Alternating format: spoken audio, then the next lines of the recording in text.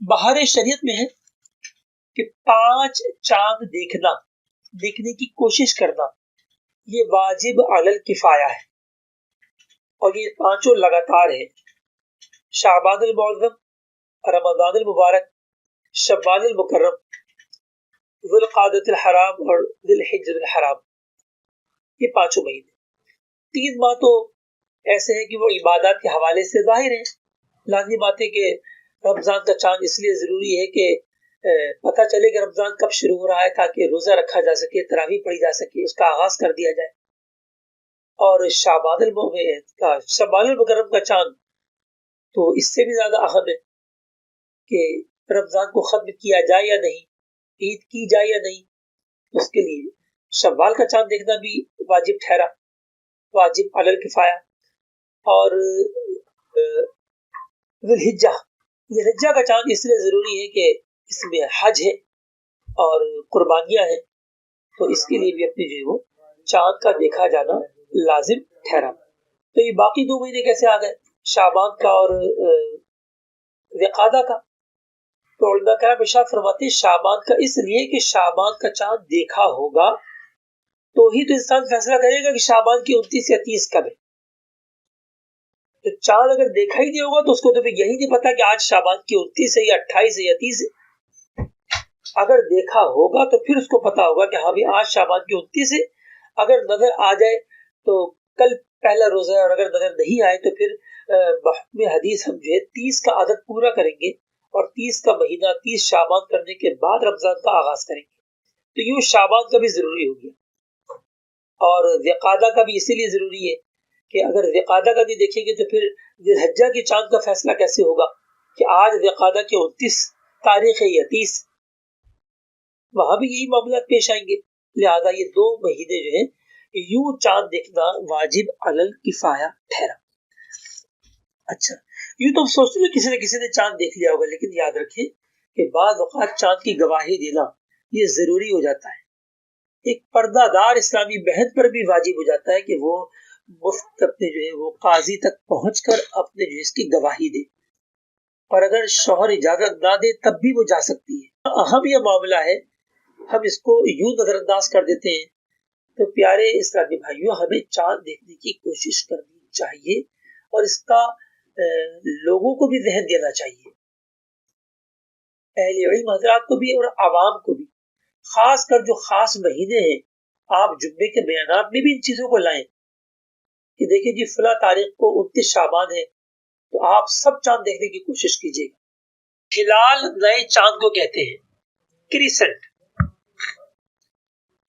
اور رویت خالی آنکھ سے دیکھنے کو، اور ہمارے اسلام میں چاند کی رویت کو شرط قرار دیا گیا ہے، یعنی چاند کو دیکھنا ہے، خالی آنکھ سے دیکھنا ہے، مسلمان نے دیکھنا ہے، اور زمین پر کھڑے ہو کر دیکھنا ہے۔ ہاں بھلے پہاڑ پہ چڑھ جائے، وہ مسئلہ نہیں، مسلمان ہونا بھی شرط، خالی آنکھ سے دیکھنا بھی شرط، اور زمین یا زمین سے متصل کسی چیز پر، چاہے وہ برج خلیفہ دنیا کی سب سے اونچی عمارت 2714 فٹ پر کھڑا ہو جائے دبئی میں، یا چاہے وہ اپنے Mount Everest 29,000 something feet 29,000 feet سے زیادہ ہے اس پر کھڑا ہو جائے، لیکن ہو زمین پر، تو پھر اگر وہ چاند دیکھے تو پھر اس کو جو شرعی اصول ہے اس کے مطابق پرکھا جائے گا، اور پھر اپنی جو ہے وہ قاضی فیصلہ کرے گا کہ یہ شہادت جو ہے وہ شرعی ثبوت تک پہنچتی ہے یا نہیں۔ یہ سب بات کی باتیں ہیں۔ تو فقط حساب کی بنیاد پر چاند کو تسلیم کرنے، اس پر روزہ و عید کرنے کی اجازت نہیں۔ سوال، کیا چاند صرف رات میں افق پر نظر آتا ہے یا دن میں بھی دکھائی دے سکتا ہے؟ جواب، چاند بڑا ہو تو دن میں بھی دکھائی دے سکتا ہے، کیونکہ سورج کی طرح چاند بھی روزانہ شرقی افق ایسٹ ہوریزون سے نکل کر غربی افق میں ڈوبتا ہے۔ فرق یہ ہے کہ چاند کے نکلنے ڈوبنے کا وقت پورے مہینے بدلتا رہتا ہے، یعنی سورج کا تو ایک وہ ہے نا ترکیب ہے، جیسے ہمارے پنجاب کو لے لیجیے، تو پنجاب میں جو ہے وہ گرم میں اپنے درمیانے دن ہوں گے تو صبح 6 بجے سورج نکلے گا، 6 بجے ڈوبے گا۔ گرمیاں آ جائیں گی تو صبح 5 بجے نکلے گا، شام کو 7 بجے ڈوبے گا. سردیاں آ جائیں گی تو اس کا الٹا ہو جائے گا، صبح 7 بجے نکلے گا اور شام کو 5 بجے ڈوب جائے گا. یعنی وہ جو ہے 1.5-2 گھنٹے کے درمیان گھومتا رہتا ہے. اس سے زیادہ فرق سورج کے طلوع غروب میں نہیں آتا. لیکن چاند میں ایسا نہیں ہے. چاند کے نکلنے ڈوبنے کا وقت پورے 24 گھنٹے میں گھومتا رہتا ہے. کوئی گھنٹہ خالی نہیں ہے رات اور دن کا، صبح اور شام کا، جس میں چاند نہ نکلے اور یا چاند نہ ڈوبے. ہاں تاریخوں کے اعتبار سے ایسا ہوگا، جیسے نیا چاند طلوع آفتاب کے ساتھ نکل کر غروب آفتاب کے قریب قریب ڈوبتا ہے. ٹھیک ہے، جو نیا چاند ہوتا ہے وہ طلوع آفتاب سورج کے نکلنے کے ساتھ نکلا اور سورج ڈوبنے کے کچھ دیر بعد ڈوبے گا. تو ہم کیا کہتے ہیں؟ ہم کہتے ہیں کہ جی ہمیں رمضان کا چاند نکل آیا. حالانکہ بیچارہ نکلا وہ تو صبح سے تھا، سارا دن افق پر گھومتا رہا، اب تو وہ ڈوبنے کے قریب ہے. لیکن وہ چونکہ نکل آنے کے معنی یہ ہے کہ نظر آ گیا ہے. لہذا عوام کی آپ بات کو سمجھ لیجئے، عوام اپنی جگہ پر ٹھیک کہہ رہی ہے. فنی اعتبار سے یہ کہ نکل کہاں سے آیا، وہ نکلا وہ تو صبح طلوع آفتاب سے تھا. وہ اب تو ڈوبنے کے قریب تھا، ڈوبنے جا رہا تھا، جس کا وقت آپ کو رپورٹ میں دیا جاتا ہے. تو اس کے مطابق کچھ دیر باقی تھی تو کوئی اس کو دکھائی دینے میں کامیاب ہو گیا. اچھا، یہ ہو گیا پہلی کا چاند، نیا چاند. 7ویں کا چاند جب تربیع اول فرسٹ کوارٹر یعنی پہلا آدھا چاند ہوتا ہے تو یہ نصف النہار پر نکل کر اور نصف اللیل سے کچھ دیر بعد ڈوبتا ہے. بھائی وہاں طلوع تھا، اب نصف النہار پہ آ جائیں.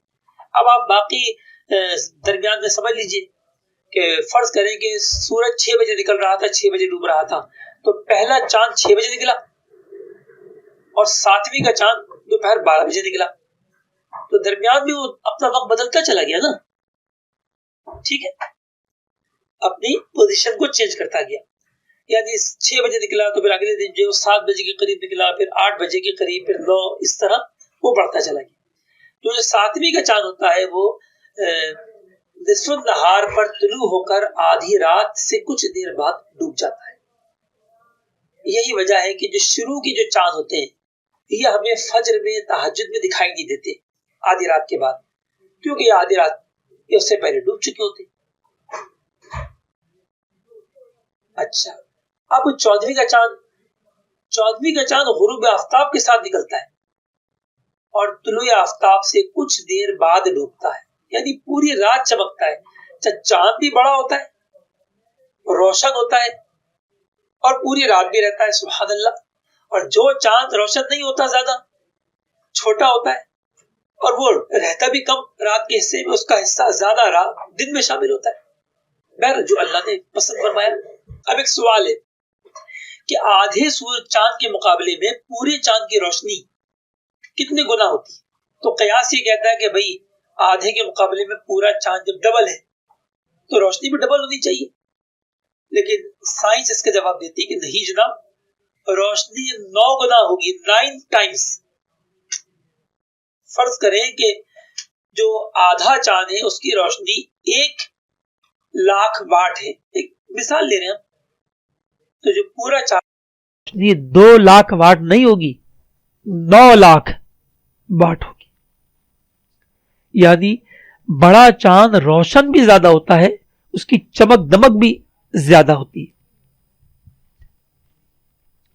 تو 14ویں کا چاند غروب آفتاب کے ساتھ نکل کر طلوع آفتاب سے کچھ دیر بعد ڈوبتا ہے. اب 22ویں کا چاند آ جائیں. اب آ جاتا ہے تربیع آخر، لاسٹ کوارٹر. ٹھیک ہے، آخری آدھا چاند. اچھا، ہو سکتا ہے آپ میں بات سوچ رہے ہوں کہ یہ آدھا چاند بھی کہہ رہے ہیں اور پھر اپنے جو عربی میں تربیع اول تربیع آخر، یہ تو ربع کی طرف اشارہ ہے. اور انگلش میں first quarter, last quarter, quarter بھی چوتھائی کو کہتے ہیں، 1/4 کو. یہ تو ہاف نہ ہوا. تو واجب جب اپنے 14ویں کا چاند ہے تو وہ پورا ہے، اور جو 7ویں اور 21ویں کا 22ویں کا چاند ہے وہ جو ہے آدھا نہیں ہے، وہ کوارٹر ہے، پاؤ ہے. تو واٹ از دا پرابلم؟ بہت ایزی ہے پیارے اسلامی بھائیوں تھوڑی سی توجہ دے، سمجھ میں آ جائے گا. اصل میں ہمارے بزرگوں سے انگریزوں نے سیکھا ہے. یاد رکھیے گا بہت سے ستاروں کے نام آج بھی عربی ہیں. انگریز اس کا ترجمہ انہوں نے نہیں کیا، عربی ہی میں ان کا نام برقرار رکھا، کیونکہ علم حیت کے بانی تو ہمارے اکابرین ہیں نا. بس یہ کہ انہوں نے اپنا کام جاری رکھا اور ہم جو ہے وہ ہسپانیہ کے 800 سال حکومت میں عیش کرنے کے بعد ہم سو گئے. تو یہاں پر جناب انہوں نے یہ کیا ہمارے بزرگوں نے کہ اصل جو چاند ہے نا وہ تو 14ویں کا چاند بھی پورا کا ہوتا ہے. وہ بھائی چاند کی جسامت تو ہر طرف سے گول ہے، اور کسی ایک کرے پر کوئی جب دوسرا روشن کرہ جب اپنی روشنی ڈالے گا تو یہ ایک اصول ہے کہ وہ اس کرے کی جو پیچھے والی جہت ہوگی اس کو تھوڑی روشن کر لے گا، وہ تو جو اس کے سامنے جو نصف حصہ آئے گا اس کو روشن کرے گا. تو جب سورج کی روشنی چاند پر پہنچتی ہے تو چاند کی وہ کروٹ، وہ نصف دائرہ جو اس کے سامنے ہوتا ہے وہ روشن ہو جاتا ہے، اور جو پیچھے ہوتا ہے وہ تاریک ہوتا ہے. لیکن آپ اسے پورا چاند کہتے ہیں، حالانکہ وہ بھی بیچارہ آدھا ہوتا ہے جس کو پورا کہتے ہیں. تو لہذا وہاں تو پورا کہا گیا، بدر کہا گیا، فل مون کہا گیا، مکمل چاند کہا گیا. لیکن جب بات آئی آدھے چاند کی، وہاں پر اصطلاح استعمال کی گئی کہ نہیں بھائی یہ تو آدھا چاند کو تھوڑی، یہ تو اصل میں آدھے کا آدھا ہے، 7ویں اور 22ویں کا چاند. لہذا اس کو ہمارے بزرگوں نے تربیہ اول تربیہ آخر، اور انگریزوں نے اسی کا ترجمہ کر کے، اور تو ان کو کچھ آتا نہیں تھا تو انہوں نے اس کو first quarter and last quarter سے تعبیر کیا. تو پتہ چلا کہ چاند کے نکلنے ڈوبنے کا وقت بدلتا رہتا ہے، تو لہذا دن میں بھی چاند دکھائی دے سکتا ہے، لیکن جس کو آپ ہلال کہتے ہیں وہ اس قابل نہیں ہوتا کہ وہ دن میں دکھائی دے سکے. اور 3 تاریخ تک ہلال کا اطلاق ہوتا ہے، پہلی، دوسری، تیسری شب یہ ہلال پر اطلاق ہے، یہ دکھائی نہیں دے گا. لیکن جب 5ویں، 7ویں، 10ویں کے چاند ہوں گے تو پھر وہ آپ دن میں بھی ان کو دیکھ سکتے ہیں جبکہ وہ افق پر موجود ہوں.